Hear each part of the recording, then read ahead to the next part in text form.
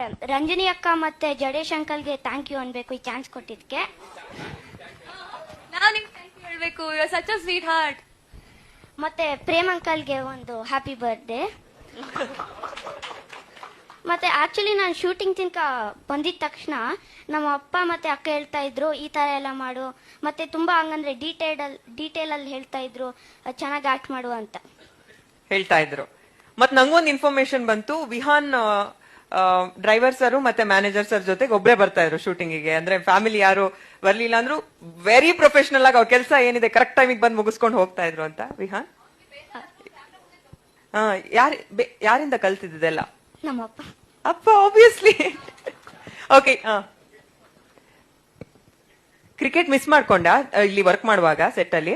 ಇಲ್ಲ, ಯಾಕಂದ್ರೆ ನಾವು ಸೆಟ್ ಅಲ್ಲೂ ಕ್ರಿಕೆಟ್ ಆಡ್ತೇವೆ.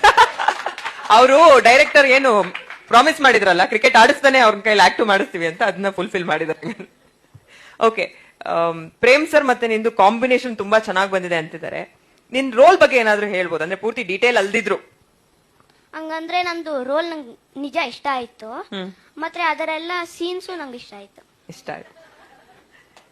ಏನ್ ಜಾಸ್ತಿ ಇಷ್ಟ ಆಯ್ತು? ಯಾರು ಜಾಸ್ತಿ? Egg rice. Egg rice favourite ಅಲ್ಲಿಗೆ. ಜೂನಿಯರ್ ಗೋಲ್ಡನ್ ಸ್ಟಾರಿಗೆ ಏನ್ ಇಷ್ಟ ಅಂತ ಇವತ್ತು ಗೊತ್ತಾಯ್ತು.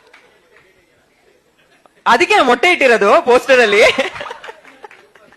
ವಿಹಾನ್ ಅಂದ್ರೆ ಈ ಟೀಮ್ ಅವ್ರು ನಿನ್ ಎಷ್ಟು ಪ್ರೀತಿ ಮಾಡ್ತಾರೆ ನೋಡಿ.